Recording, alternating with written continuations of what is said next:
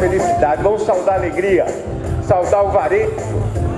O varejo é sorriso no rosto, é alegria, é descontração. Quando eu falo em felicidade, é a gasolina que eu usei para chegar aqui. E é ela que eu uso efetivamente para poder abrir os olhos e viver cada dia mais, não um dia menos. E eu fico muito triste quando eu leio pesquisas que dizem que 75% da população, né, dos trabalhadores, são infelizes com aquilo que fazem. E entre eles, gente ganhando um bom dinheiro com isso. Posso dizer para vocês que eu amo o que eu faço. Para mim, eu não posso chamar o que eu faço de trabalho. Eu escrevo às 2, 3 da manhã, minha mulher de repente acorda, me vê e fala: Elias, eu não acredito, você parece uma criança brincando num joguinho eletrônico, alguma coisa, tal a felicidade que você desperta no seu olhar. Então quero compartilhar isso com vocês e principalmente trazendo aqui um pouco da experiência, né, que eu tenho adquirido e da humildade no varejo, porque eu nasci no varejo, eu vou contar para vocês. Mas como eu sou biógrafo, eu gostaria aqui de exatamente trazer alguém para contar a biografia em um minuto, né? Porque eu acho bacana a gente compartilhar. Muitas vezes a gente convive com uma pessoa, nem imagina o que aconteceu na vida dela. Geralmente eu peço um voluntário, mas hoje eu vou escolher o entrevistado, que é o Wellington. Vem cá, Wellington. Vai contar a biografia dele. Esse menino é um grande vendedor. Depois eu vou contar uma passagem de ontem para vocês, que eu morri de medo. Wellington, primeiro foi um prazer com ele. Esse rapaz me salvou, estava na fila para ir no Rio de Janeiro. E se eu chego no Rio de Janeiro, vejo aquela praia, sabe quando que eu venho para Maringá? Nunca, ia ficar por lá, né? Curtindo aquela praia. Ele que me salvou ontem no aeroporto. Um minuto para você contar um pouco da tua biografia. Vamos lá. Sou Wellington, estou aí há 16 anos na Gazin, sou rondoniense, né, do norte do Brasil. Comecei no varejo como vendedor e sou vendedor até hoje, né? Porque a nossa empresa ela depende de vendas.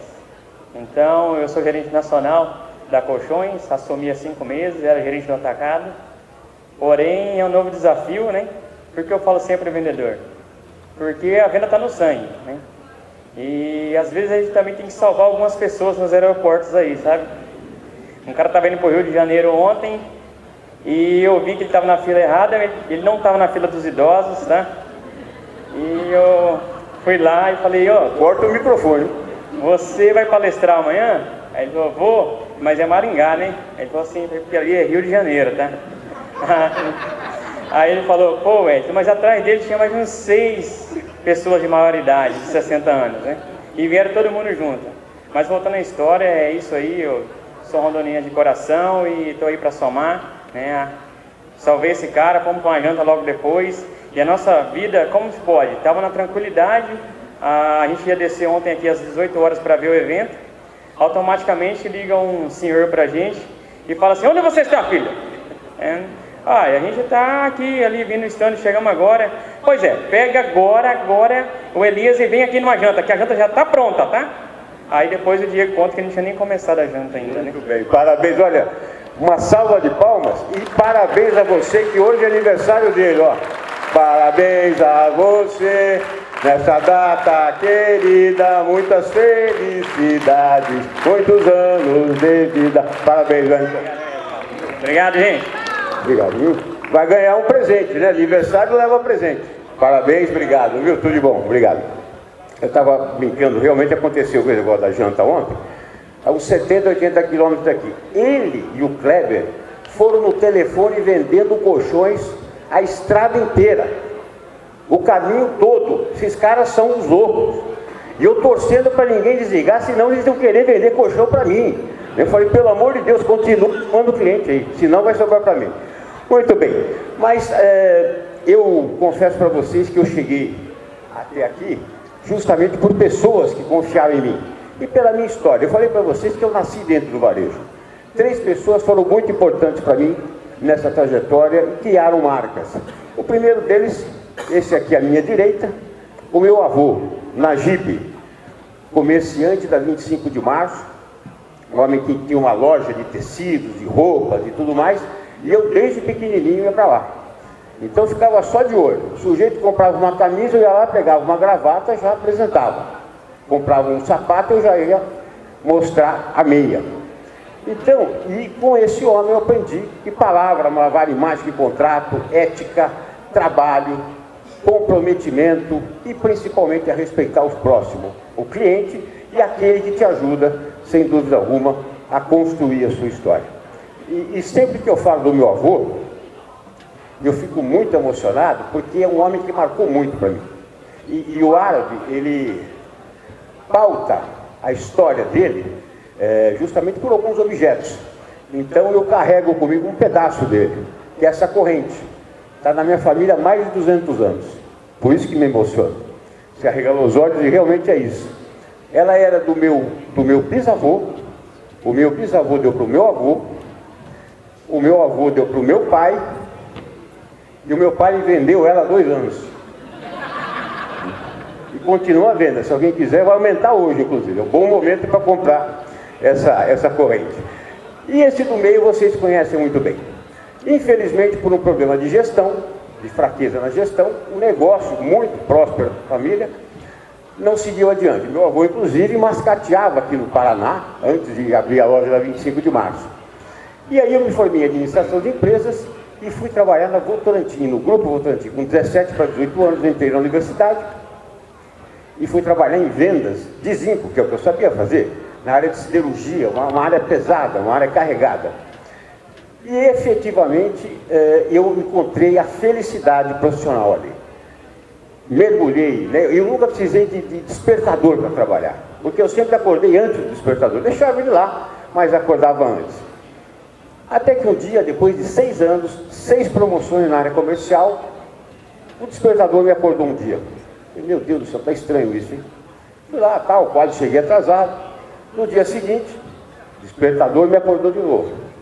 Aí eu comecei a ficar atento com isso, porque estava sendo um fardo muito pesado pular da cama e vender zinco. Então, depois de 6 anos, eu falei, eu estou precisando de uma reinvenção na minha vida, na minha carreira. O que é que eu fiz? Pedi demissão e pus na minha cabeça que ia ser repórter esportivo, né, que é o que eu amava, né? Eu gosto muito de futebol, gosto e entendo tanto de futebol que sou corintiano. Então dá para perceber como eu entendo bem desse esporte. E eu falei, pronto, pedi as contas e montei uma revista. Eu sabia vender, fui vender anúncio. Montei a primeira revista, mas eu tentei fazer uma análise daquele mercado. Todo mundo falava de futebol. E eu quis ser jornalista no país do futebol, sem falar de futebol. Eu estudei 100 modalidades e deixei o futebol de lado. Não preciso falar para vocês os impropérios que eu vi da família, né? Largar uma carreira promissora na Votorantim e montar um veículo e ser um jornalista esportivo num país onde só se falava de futebol, sem falar de futebol. Então eu estudei atletismo, basquete, vôlei e tudo mais, enfim. Aí eu comecei a não precisar mais do despertador para acordar. Uma felicidade absurda, né? Realmente muito feliz, realizando o grande sonho de ser um repórter esportivo. Até que, efetivamente, uma hora eu, né, me rendi ao futebol, já conhecia bastante, entendia bastante de futebol, mergulhei fundo e aí fui trabalhar na grande emissora que era o meu sonho, na TV Bandeirantes com o Luciano do Vale. Ali eu fiz tudo o que vocês podem imaginar, além de trabalhar com o maior ídolo, né, do esporte que esse país conheceu. Imbatível, não tem, né? Mesmo o grande Galvão ainda está muito longe do que foi o Luciano do Vale. Até que um dia, novamente, o despertador começou a me acordar. Eu falei, meu Deus do céu, não é possível, eu lutei tanto para estar aqui. Depois de cobrir Copas, Olimpíadas, os principais eventos, entrevistar os grandes destaques do esporte mundial, eu estou aqui infeliz. E esse despertador voltando a me acordar. Até que no dia 11 de setembro de 2001, esse terceiro senhor entra na minha vida para mudar a minha vida. 11 de setembro, vocês sabem bem o que aconteceu. É uma grande catástrofe mundial. Eu estava no Santos para a apresentação do novo técnico. De repente, um outro repórter, na época ainda do Walkman, né, do radinho com fone, grita, vocês não acreditam, um avião entrou no meio da Torre Gêmea, de uma Torre Gêmea. Meu Deus do céu, aquilo para mim foi um choque, eu falei, mudou o mundo. Hoje o palito de fósforo que a gente acende tem outro contexto. O que é que eu fiz? Liguei para a redação.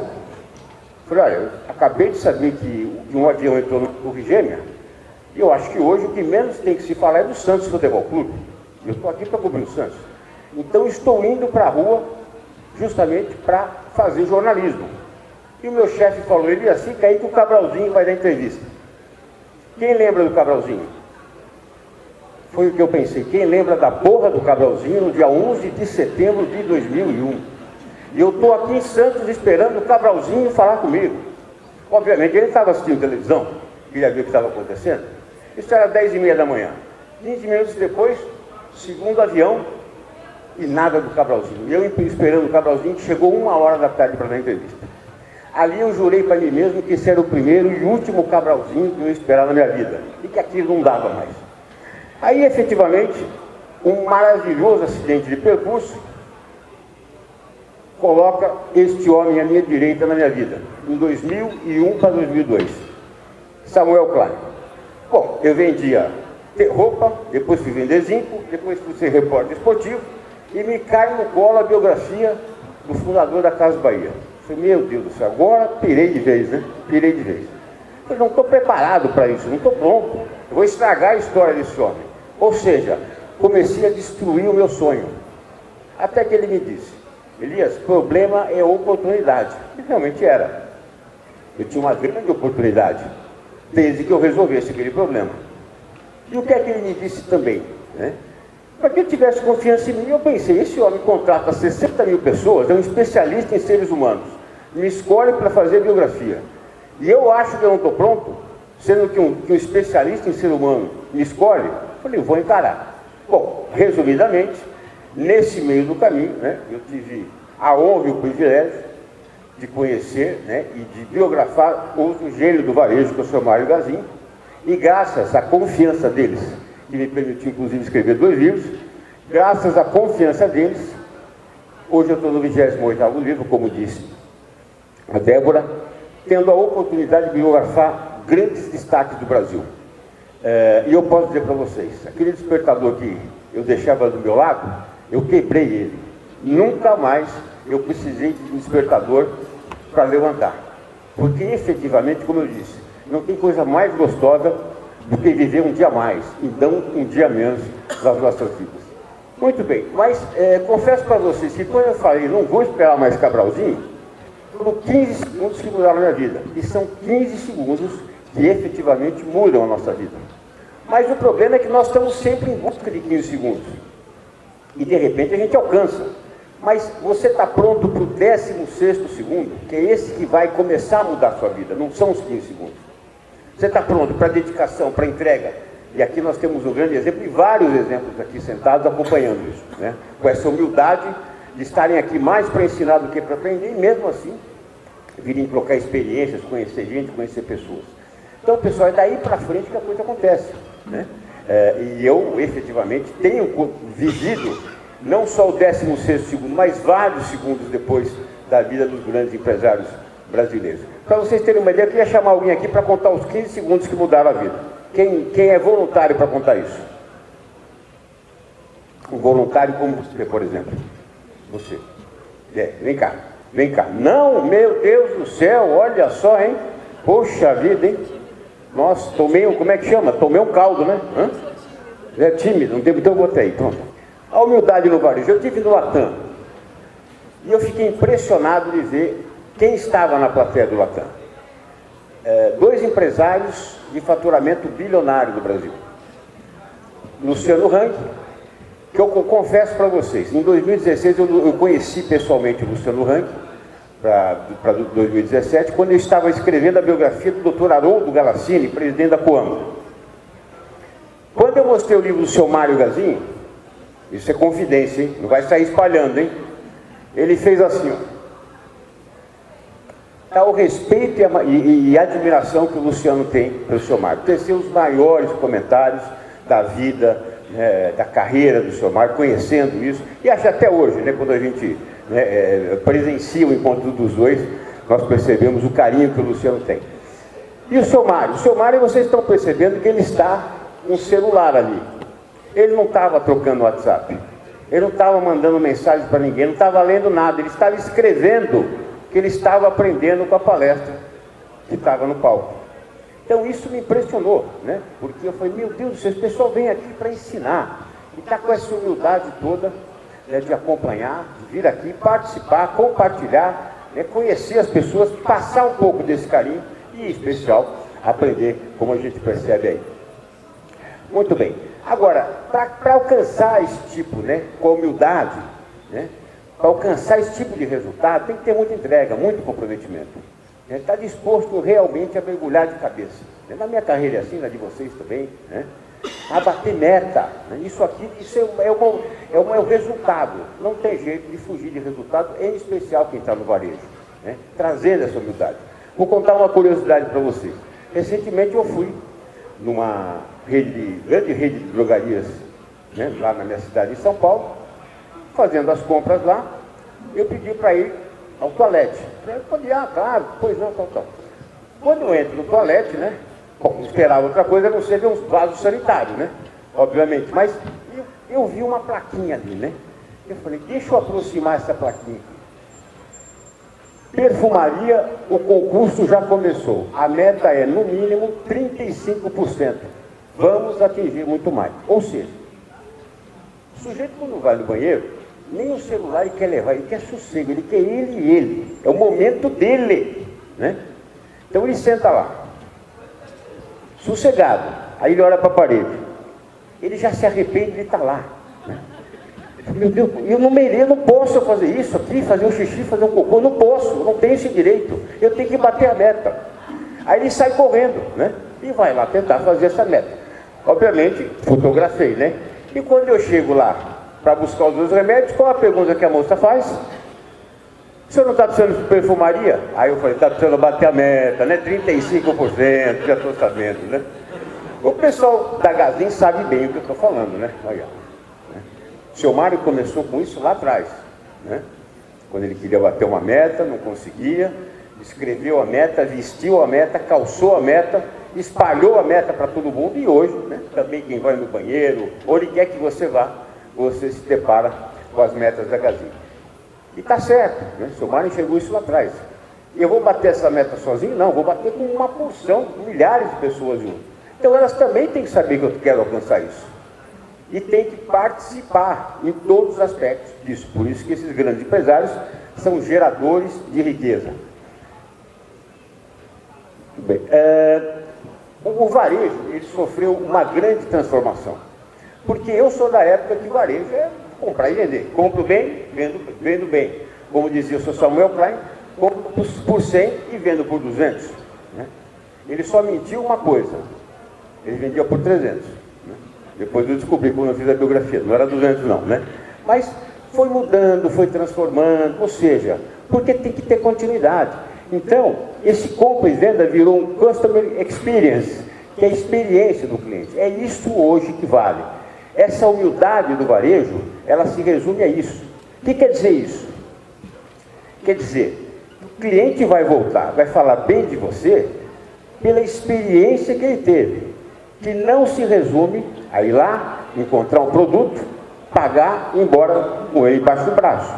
Envolve o ambiente da loja, envolve o atendimento, envolve a qualidade do produto, o pós-venda, por exemplo, que ele compre para receber em casa por um site ou, né, pela via eletrônica ou pela via presencial. Todos os passos de uma venda certamente estão sendo avaliados por ele. Então é essa experiência hoje que vale mais do que o simples fato de comprar e vender. Nos anos 2000, e eu vivi bem isso, porque também biografei empresários da área industrial, né, desse setor, como por exemplo o Dr. Afonso Renner da Centro Toshiba, sempre foi aquela que montou os pacotes e falou, olha, estou mandando para você X produtos, engole aí varejo e não me enche o saco. E o varejo recebia muita bucha no meio do caminho, colocava para vender e o cliente ia lá, né, e consumia. Depois, com a expansão das redes de varejo, se inverteu. As redes de varejo é que passaram a montar suas grades. Não, isso aí eu não quero. Eu quero 10 dessa, 20 daquela, essa aqui eu não vou querer e tudo mais. E a indústria se rendeu a isso. E, obviamente, disponibilizando para os clientes. E dos anos 2000 para cá, houve um amadurecimento da clientela. Uma busca por um conhecimento, por querer saber para que serve esse produto, se ele me atende e tudo mais. Obviamente que o varejo também dá esse respaldo. Mas o consumidor passou a ter mais voz ativa, mais presença de situação. Então, efetivamente, eles também passaram a ser decisivos, né? E hoje o que vai, então, é essa experiência, é satisfazer a essa experiência do varejo. E não simplesmente vender um produto. Tem uma empresa que eu biografei, a Júlio Simões, a JSL Logística, que tem um slogan que eu gosto muito, que ela diz que é entender para atender. Eu não posso atender você se eu não te entendo. É um casal, eu preciso de um fogão. Enfia um fogão de 6 bocas no casal. Não dá, né? Quantas pessoas você recebe? Recebe alguém, não recebe? Ou seja, de repente o de 4 bocas está bom demais, né? Então tem que entender para atender. E eu tenho certeza que quem faz isso com maestria, com expertise no varejo, se destaca. E aqui nós temos vários empresários que efetivamente aplicam isso. A importância de fidelizar pelo ato da compra, mas pela experiência do cliente ao optar pela sua lógica, loja física ou virtual. Então essa é a experiência que vai contar. O diferencial perante a concorrência é a qualidade dessa experiência. É essa experiência que vai fazer com que alguém diga, olha, eu comprei recentemente de uma empresa excelente, me atenderam bem, o produto veio intacto, entregaram no prazo, o pagamento foi cumprido exatamente, ou seja, essa experiência é a que vale, né? Porque encanta ao invés de vender. O cliente encantado compra novamente e, principalmente, propaga positivamente a sua empresa. Então, essa experiência é o que tem hoje, efetivamente, valido muito a pena, principalmente em relação ao diferencial na concorrência. A humildade na gestão do varejo, ela hoje se baseia na confiança adquirida pelo cliente em quem vende. Confiança. E o Paulinho, dos consultores da Gazin, estava fazendo, né, uma associação muito interessante, momentos antes da gente vir aqui. Ele falou, você tem a compra pela sedução e tem a compra pela confiança. Qual delas é mais duradoura? É pela confiança. A sedução é uma coisa muito rápida, você está seduzido, né? Muitas vezes você está arrependido em ter caído nessa sedução. Agora, efetivamente, a confiança, aí não. Confiança é uma coisa que você, sem dúvida alguma, se agarra na hora de uma opção de escolha. Em falar a linguagem do cliente, demonstrar o comprometimento, simplicidade, cordialidade, respeito e honestidade. Ou seja, é uma transparência, né? Essa humildade do varejo, ela exige isso. A transparência na relação. Na inovação e na busca pela informação, ampliando o conhecimento e excelência daquilo que se faz. Excelência, não tem jeito. Ah, hoje eu fiz um negócio maravilhoso. Se repetir amanhã, continua sendo maravilhoso? Não. Então, vamos buscar nova informação, novo redirecionamento, vamos aprender mais para poder melhorar a nossa eficiência. Na capacitação dos colaboradores ou funcionários, como o seu Mário gosta de dizer, porque funciona. O seu Samuel Klein também chamava os colaboradores de funcionários, né? E aí nós sabemos muito bem que a Gazin, né, tá aí a Viviane e a Sônia, é um case, né, no Brasil, também na América Latina, em relação, né, à capacitação, qualificação de colaboradores. Isso é fantástico, isso é fantástico. E vou confessar para vocês, em tantos livros que eu escrevi, eu cito a Gazin como uma empresa onde, efetivamente, o cliente não trabalha para a Gazin, trabalha pela Gazin. E, efetivamente, o cliente não trabalha só para a Gazin, trabalha pelo seu Mário. Não é só pela Gazin, é pelo seu Mário também. E, por isso, esse processo de sucessão que foi feito, brilhantemente, com a chegada do Osmar, e os números que o Osmar apresentou hoje dispensam comentários, né? Porque, você é bom, então mostra. Mostrou, né? Não tem jeito, né? Agora é aquilo, valeu para hoje, e amanhã? Amanhã melhorar o número, essa é a cobrança, essa é a cobrança. Então, efetivamente, esse ato de aceitar, né? Respeitar a sucessão, aplicar e entender que ela precisa acontecer, é fundamental. E eu vou contar uma curiosidade para vocês, que marcou muito para mim, me emociona muito dizer isso. Quando eu estava ainda concluindo a história do seu Mário, do primeiro livro, a biografia, Um dia nós estávamos juntos, almoçando, e eu ainda não tinha passado o livro, né, para ele conhecer e tudo mais. Falei, seu Mário, vem cá depois do almoço, senta aqui. Eu abri o computador e pedi para ele ler a abertura. Quem já leu a abertura do livro sabe que o livro começa no dia que o seu Mário falou, Osmar, cuida do meu filho, né? Ou seja, permitir com que alguém cuide do seu filho, melhor do que você, é um ato, né, de grande coragem, né? de grandeza e de humanismo. Então, ele leu exatamente todo o pré e o durante, né, da sucessão, de passar a sucessão para o Osmar. E ao final, né, de ler essa abertura, o seu Mário chorou muito, né? Ou seja, eu entendi que aquele foi um momento muito forte na carreira dele. E o choro reforçou isso. Então, fiquei muito feliz, né, e emocionado, principalmente, em poder acompanhar isso. Essa humildade se baseia em saber como melhorar e reinventar o negócio. Volto a citar Gazin. Comprava e vendia. Consórcio, seguro, né? Ou seja, criou várias outras linhas de aderência ao cliente. Então hoje o cliente ele tem uma linha de relacionamento de 4, 5, 6, 7 viagens Gazin, né? Então quando eu falo que o pessoal trabalha feliz, eu tenho comprado viagens, passagens da viagem de Gazin e tenho falado com a Carol. A Carol fecha 11h30 da noite passagem, sorrindo, gargalhando. Ou seja, ela está lá feliz, está dando resultado. Estou falando como cliente, estou trazendo a minha experiência como cliente, a experiência que eu vivi. E na convergência de todos os canais de vendas de comunicação da empresa, além, né, de comprometer, transmitir e praticar os conceitos de missão, visão e valores. O que é que eu tenho acompanhado também em muitas empresas que eu tenho biografado? Missão, visão e valores. O que é isso? É um quadro afixado na porra da parede e fica lá pegando poeira, né, com teia de aranha. O que é que eles estão fazendo? Estão revendo isso. E o que é mais interessante, estão fazendo com que todos os colaboradores participem dessa transformação de missão, visão e valores. Por quê? Cada um vem agregar aquilo que faz, né? Então aquilo que se praticava como missão, como visão, como valores, pouco muda. Mas como visão, como missão, efetivamente tem sofrido uma transformação. Então é uma novidade que o mercado traz. Sobre humildade no varejo, eu até pedi para um amigo, eu estou começando um projeto que é o Biografias no YouTube, entrevistei o Alan, uma pessoa que eu gosto muito, tem um grande carinho e um grande respeito profissional.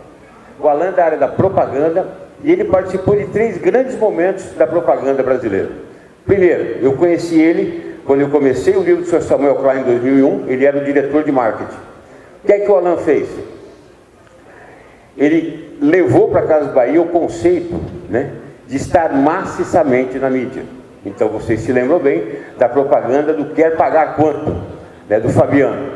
Que eu me lembro na época, os números mostravam que ele tinha uma aparição na televisão maior do que o William Bonner no Jornal Nacional, apresentador. Então tal o volume de vezes que ele entrava. Então ele trouxe esse conceito do Quer Pagar Quanto. Depois ele montou a própria agência, saiu depois de alguns anos, foi contratado pela Ricardo Elétrica.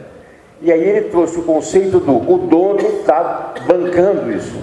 Se eu estou falando que a TV é 1.000 e eu estou vendendo por 700, sou eu, Ricardo. Eu sou o dono, estou bancando isso. Obviamente que por uma situação de gestão, depois, né, a empresa, né, sofreu e tem sofrido problemas. Mas ele trouxe esse conceito que efetivamente, né, deixou a propaganda, né, boquiaberta. E agora, mais recentemente, ele traz um novo conceito, que é um projeto chamado Acelera Aí. Quando a gente busca uma solução, a gente pega o carro, roda quilômetros para encontrar. É incapaz de abrir a gaveta para ver se a solução está lá. E ela está lá, né? Então a simplicidade, principalmente na busca, na gestão do negócio, ela é determinante para que a gente não invente, para que a gente faça o nosso beabá. Vou contar uma curiosidade também para vocês.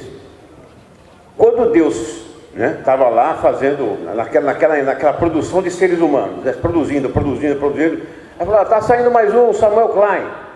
Pô, esse aqui eu vou usar, eu vou inovar com esse cara aqui. Vou pôr um monte de coisa diferente nele, tal. E soltou aqui na Terra. Alguns anos, décadas depois, alguém falou assim, está saindo mais um, Mário Gazin. Pô, peraí, eu já usei uma fórmula atrás que eu não repeti. Eu vou usar a mesma fórmula agora. Ou seja, Samuel Klein e Mário Gazin são idênticos.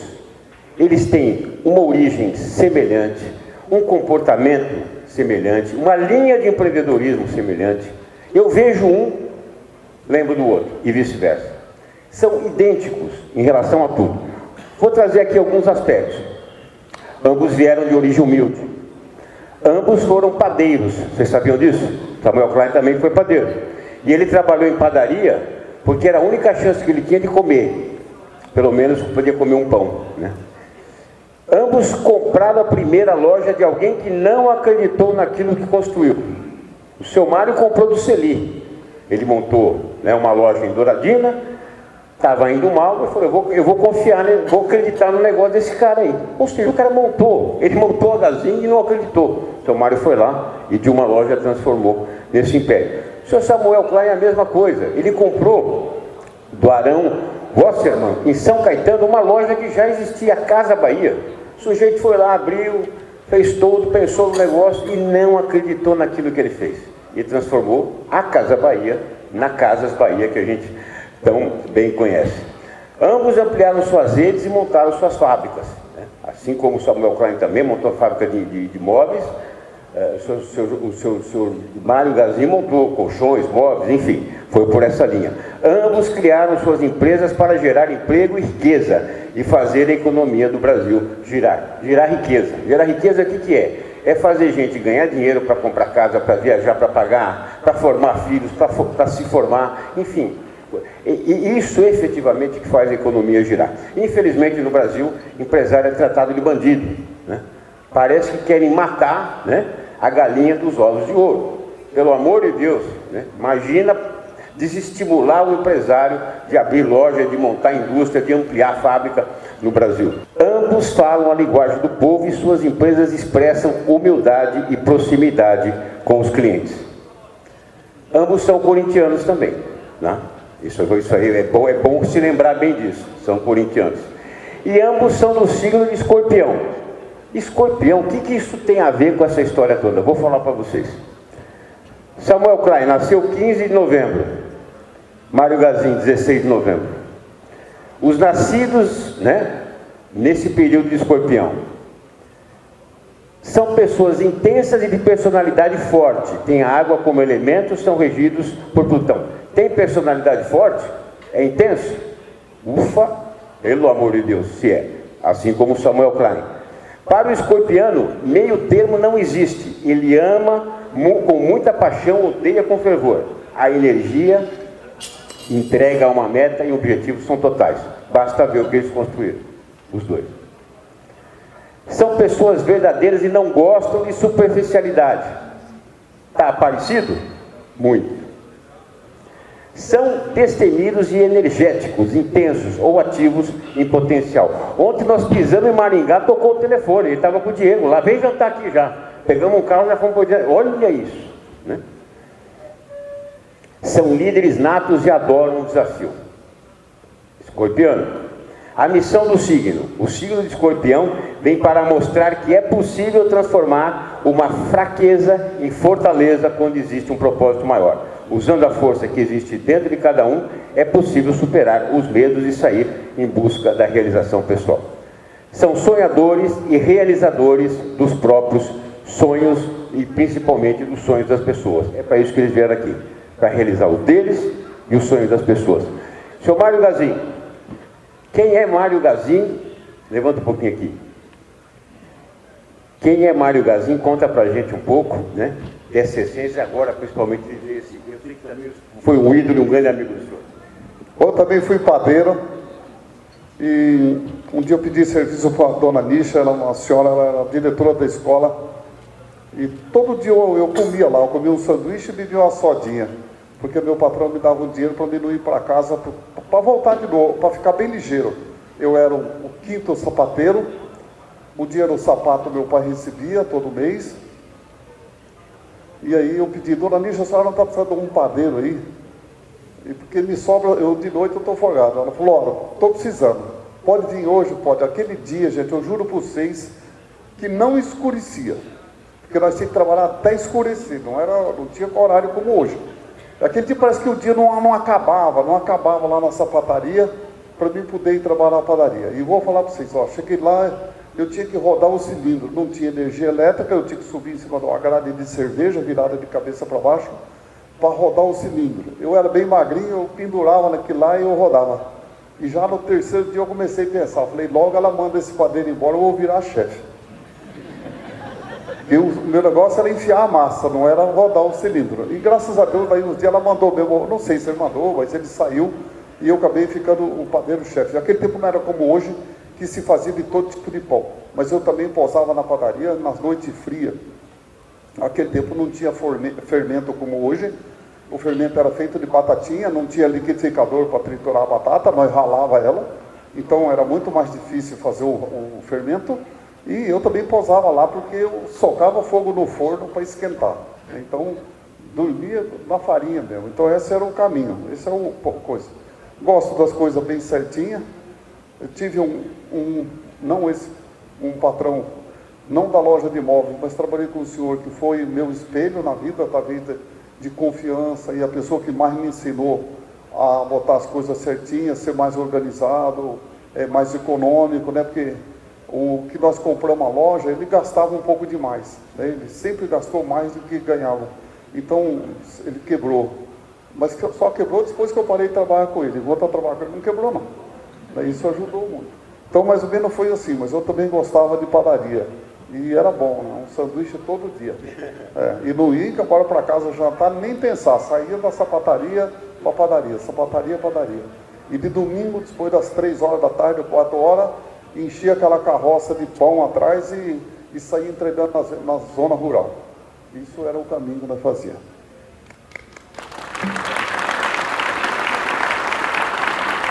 Coisa linda, né? É fantástico. Então esses dois, efetivamente, eles sonham, né? E muita gente tentou estragar o sonho deles. Mas nessa hora a gente tem que ser muito forte. Então, pessoal, continuem sonhando, acreditando no sonho de vocês.